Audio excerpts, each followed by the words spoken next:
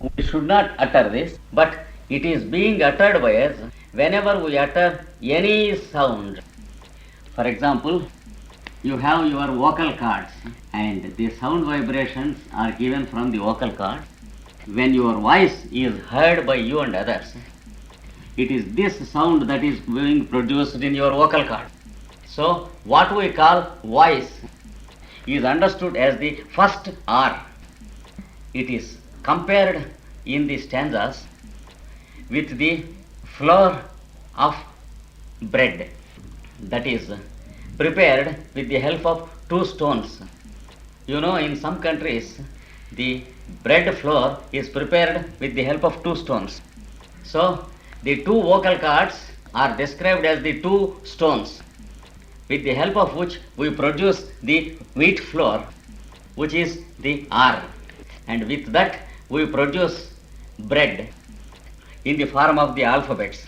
And then we eat the food in the form of the meaning of words we use. This is the concept of the stanza about this sound of the vocal cords. Now we go into the sixth key. It is what we call the etymological key, what we normally call dictionary. Yes, yes, because we are already separately learning astrology. Except a few points, we need not go into the details of astrology. Only three things are to be remembered in astrology. One is the existence of the cross in the cycles of time in every magnitude. For example, the day, the lunar month, the year, the 12-year cycle, the 30-year cycle, the 60-year cycle, 432-year cycle, and the bigger cycles of the yugas and the kalpas. Like that. That is one aspect. The second aspect is the four cardinal points of the cross. That is the equinoxes of the year and the solstices of the year. I think you know, all of you. The vernal equinox and the autumn equinox, when this day and night are exactly equal to each other, if you measure standing on the equator, and also the two solstices, that is the summer solstice, longest day and shortest night on June 22nd, and the winter solstice, that is the longest night and the shortest on December 22nd. So these 4 points, that is the two equinoxes and the two solstices, they form the 4 cardinal points of the year. So in the month, the full moon and the new moon form 2 points. Full moon and the new moon form 2 points. The half moons form the other 2 points. And you have the 4 cardinal points of the month. In the day also, you have these 4 cardinal points. Can you tell me what they are? Which points correspond with the equinoxes in the day? And which points correspond to solstices? Sunrise corresponds with December 22nd, and sunset corresponds to June 22nd, and midday corresponds with the vernal equinox, and midnight corresponds with the autumn equinox. So you are expected to remember the existence of the cross with the 4 cardinal points in every cycle of every magnitude. That is the one aspect you have to remember in the Vedic astrology. Second point you have to remember is that between new moon and full moon, there are 14 moon phases of the increasing moon and 14 moon phases of the decreasing moon. I think you know it. So, when the moon is in conjunction with the sun, it is new moon. And when the moon begins to separate from the sun, gradually there is the increasing moon. And then after 14 moon phases, you will have the full moon.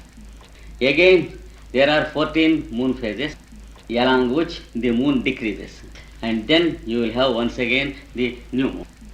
And the correspondence of these 14 moon phases should be remembered with the 14 Manus periods. That is the Manvantara. And this side They are called the Then pralayas. It is the dissolution. So in every lunar month, you have the formula of the whole 14 manvantras. By according to the law of correspondence, it is like the tender petals inside the flower, and the manvantras are like the outer petals. So time takes its blossoming from the lesser magnitudes of the moon phases into the bigger magnitudes of the manvantara. It is like the blossoming of a lotus. So the formula of lotus is given to the creation, and the creator is said to sit in the lotus and creating the whole creation with the help of his four faces, that is the four cardinal points of the cross. That is why in the books of Jalkol also you will find, after the description of the 7 layers of creation, that is beyond the Mahaparanirvanic plane, you will find the trademark of the creator like this. That means he is four-faced.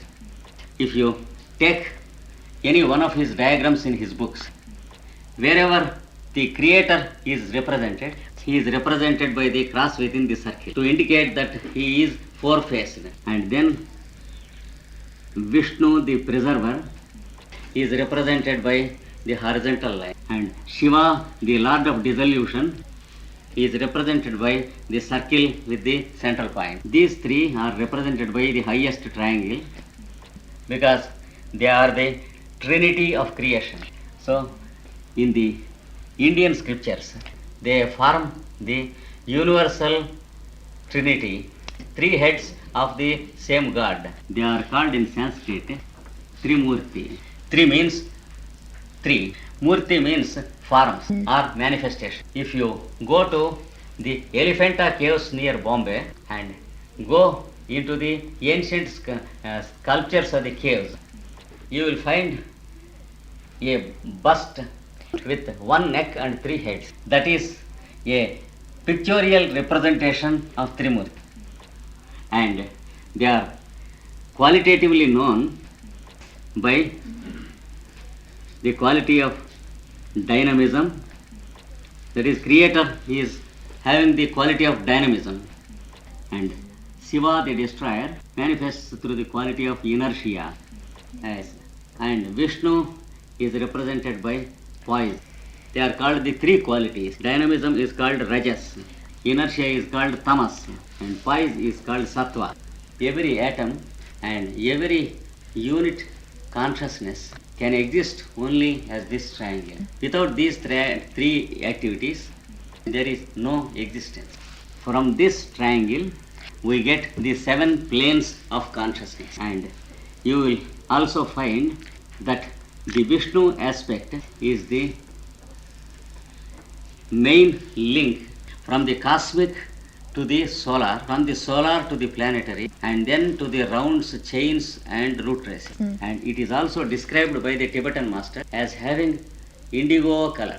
In all the Indian scriptures, Vishnu is described as having a body of indigo color because the space is called his body, and our eye reacts to space in deep indigo color.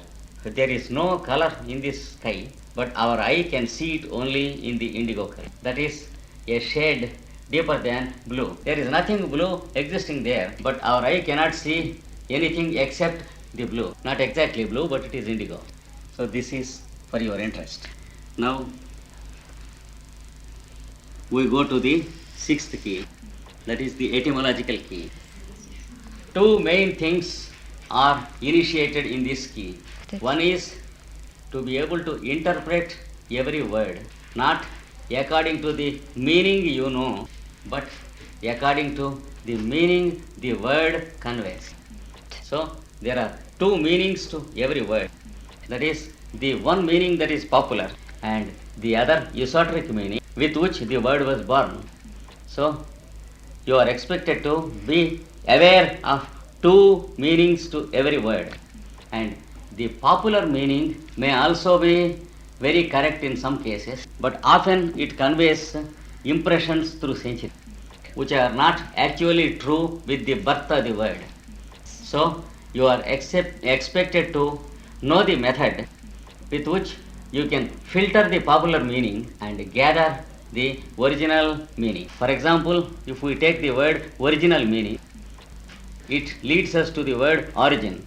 So, if we remember the word origin, you can know the correct meaning of the word original. Like that, you are expected to remember. Every word has its original word, either its own root in the verb we use and or its own stem.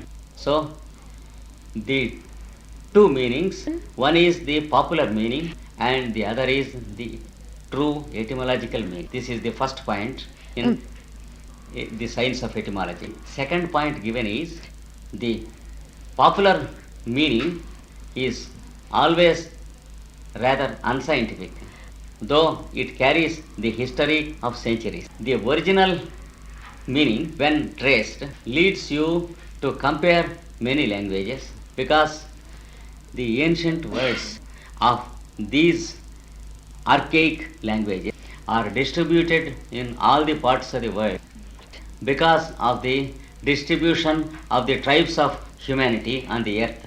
For example, if we study the Old Testament, we see how the Hebrews were distributed into 12 tribes.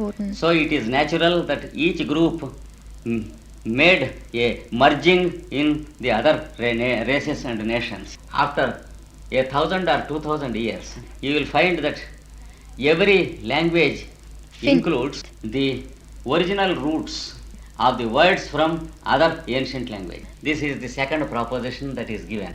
For example, if you take the word matra in Sanskrit, you will find the form in many Occidental languages meaning mother. In Sanskrit, matra means mother. Now you can compare the many languages where you find the same sounds for the meaning mother. Similarly, you have the word pitra for father. Similarly, bhratra, brother. Here is a root which gives the meaning of stability, no movement, and establishment. You will find not less than 60 words in 60 languages with this word as the base. For example, if you add this suffix, it means stone in Sanskrit. So the word stone in English, the word Stein in German, you can compare Latin and Greek also. You will find the undercurrent of language. You will find three basic global languages that existed in the ancient days. So you will come to three languages. One is the basis of the present Hebrew language, called the languages of the ascending node and the descending node in astrology. They are also called the languages of the equinoxes because they are written from right to left, and the equinoxes travel anti-clockwise in the zodiac, and the ascending and descending node also, they travel anti-clockwise. So these languages also are governed by the equinoxes and the ascending and descending nodes, and the races and nations are also governed by. That is one group of languages that are written from left to right. Another group of languages for which Sanskrit is the base, that are written from left to right. It is normally.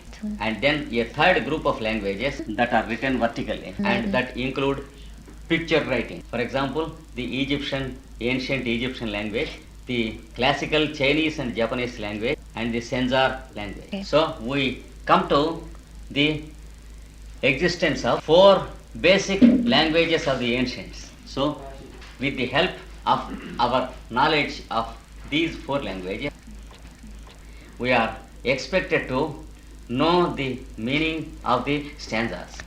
Just as we have applied the above 5 keys to the each stanza, we have to apply the 6th key also to come to the proper meaning of the stanza. And whenever the meaning is doubtful, because the stanzas belong to very, very ancient days, sometimes the tradition might have been lost, and we find great difficulties in understanding the meaning of the word. Then you are expected to apply the sixth key and try to elicit the meaning of a word. That is to interpret, To take out, and apply it to the context with the help of the previous key. So these six keys, when applied, will help us to understand the stanzas not according to our imagination, Tion. but according to the oral tradition of the ancient.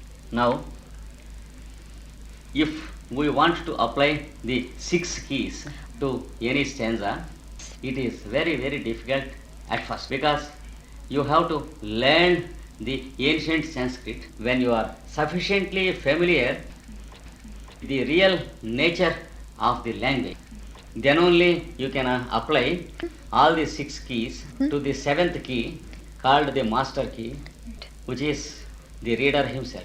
Because the meaning of each stanza is only the reader himself and no other thing in the world. That is how it is instructed in the beginning of the stanza. It is instructed in the beginning. And in many stanzas it is directly indicated this stanza is written about whom, about him who wants to know this. That is how many stanzas exist. In the stanza itself it is written that this is written about the one who knows it. That is, the student is the subject matter of every stanza. So the seventh key is the I am in you. But at present, you cannot apply all the six keys simultaneously. You can apply 2 or 3 and then learn the method at first. That is what we do now. Otherwise, you will be confused if I begin to apply the 6 keys to each stanza. What Blavatsky said in Secret Doctrine. Towards the end of the book, she said, there is a bunch of 7 keys, and out of these 7 keys, we have turned only 2 keys in many places, and sometimes 3 keys. That is what she wrote. We have that much of volume. What we call Secret Doctrine is only an application of 2 keys and sometimes a 3rd key. She says the 7 keys should be turned 7 times each. That is 49 layers of understanding each stanza is given as training by the masters of wisdom to their disciples. So we will try to take a few examples and find out how we try to understand it. You should be knowing a little Sanskrit. I think some of you know. Who knows Sanskrit? From Geneva. In Geneva? From the stanzas. I see. Of course, we will give the meaning in English and Ruth translates into. We take the Gayatri mantra. The first triangle is given in the first mantra. Bhur, Bhuvaha, Suvaha, yes. So, the first line of the first stanza of Gayatri is a mantra which is different from the remaining Gayatri mantra. This is called the mantra of the 3 utterances. Now let us try to know the meaning of it. The Om in the center means the word which is in yourself and the word which you cannot utter completely. That is what you understand as the I am in it. So the same word is also in the sun, who is uttering it in the form of the solar system. But even that fellow is not able to utter it completely, because when one utterance is complete, the fellow will not be there and the solar system will not be there, because the whole solar system is a duration of the utterance. Similarly, it is the same case with us also. Let us not to try to complete the utterance. Let us be uttering it continuously. It is described, we start the utterance at the time of the fertilization in our mother's womb. All the life is uttered as one utterance of the word, and the utterance is complete by the time we leave the physical body. That is why Master Jwalkul warns many times to be very careful about the utterance of Om, because it is yourself. And if you are not a master of utterance, sometimes you may come out with your own utterance, and the body may fall dead. Such a possibility is always there when we make all sorts of experiments with the word. But there are methods given by the master. You read the paragraphs given by the Tibetan master under the heading The Art of Breathing.